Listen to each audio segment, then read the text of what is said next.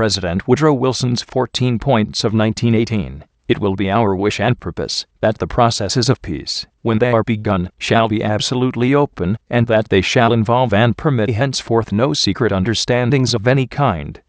The day of conquest and aggrandizement is gone by, so is also the day of secret covenants entered into in the interest of particular governments, and likely at some unlooked-for moment to upset the peace of the world. It is this happy fact, now clear to the view of every public man, whose thoughts do not still linger in an age that is dead and gone, which makes it possible for every nation, whose purposes are consistent with justice and the peace of the world, to avow now, or at any other time, the objects it has in view. We entered this war because violations of right had occurred which touched us to the quick, and made the life of our own people impossible unless they were corrected, and the world secure once for all against their recurrence. What we demand in this war, therefore, is nothing peculiar to ourselves. It is that the world be made fit and safe to live in, and particularly that it be made safe for every peace-loving nation which, like our own, wishes to live its own life, determine its own institutions, be assured of justice and fair dealing by the other peoples of the world as against force and selfish aggression. All the peoples of the world are in effect partners in this interest, and for our own part we see very clearly that unless justice be done to others it will not be done to us. The program of the world's peace, therefore, is our program, and that program, the only possible program, as we see it, is this: 1. Open covenants of peace, openly arrived at, after which there shall be no private international understandings of any kind, but diplomacy shall proceed always frankly, and in the public view. 2. Absolute freedom of navigation upon the seas, outside territorial waters, alike in peace and in war, except as the seas may be closed in whole, or in part by international action for the enforcement of international covenants. 3. The removal, so far as possible, of all economic barriers, and the establishment of an equality of trade conditions among all the nations consenting to the peace, and associating themselves for its maintenance. 4. Adequate guarantees given and taken that national armaments will be reduced to the lowest point consistent with domestic safety. 5. A free, open-minded, and absolutely impartial adjustment of all colonial claims, based upon a strict observance of the principle that in determining all such questions of sovereignty the interests of the populations concerned must have equal weight with the equitable claims of the government, whose title is to be determined. 6. The evacuation of all Russian territory, and such a settlement of all questions affecting Russia as will secure the best and freest cooperation of the other nations of the world in obtaining for her an unhampered and unembarrassed opportunity for the independent determination of her own political development and national policy, and assure her of a sincere welcome into the society of free nations under institutions of her own choosing, and, more than a welcome, assistance also of every kind that she may need and may herself desire. The treatment accorded Russia by her sister nations in the months to come will be the acid test of their goodwill, of their comprehension of her needs, as distinguished from their own interests, and of their intelligent and unselfish sympathy. 7. Belgium, the whole world will agree, must be evacuated and restored, without any attempt to limit the sovereignty which she enjoys in common with all other free nations.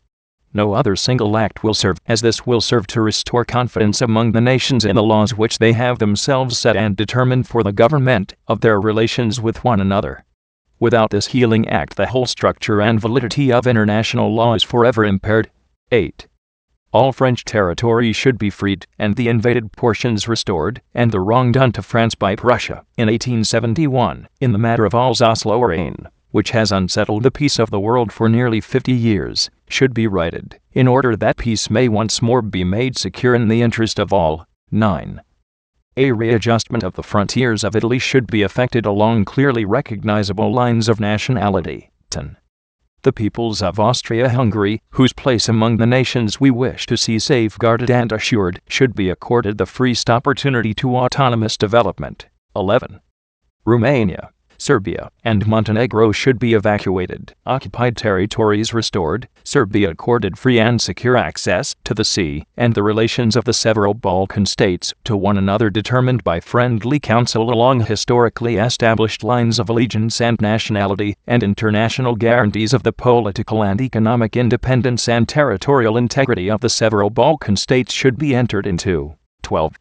The Turkish portion of the present Ottoman Empire should be assured a secure sovereignty, but the other nationalities which are now under Turkish rule should be assured an undoubted security of life and an absolutely unmolested opportunity of autonomous development, and the Dardanelles should be permanently opened, as a free passage, to the ships and commerce of all nations, under international guarantees. 13.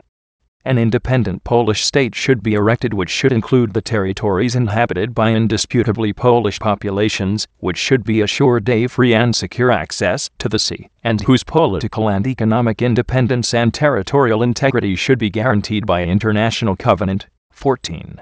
A general association of nations must be formed under specific covenants for the purpose of affording mutual guarantees of political independence and territorial integrity to great and small states alike. In regard to these essential rectifications of wrong and assertions of right, we feel ourselves to be intimate partners of all the governments and peoples associated together against the imperialists. We cannot be separated in interest or divided in purpose. We stand together until the end.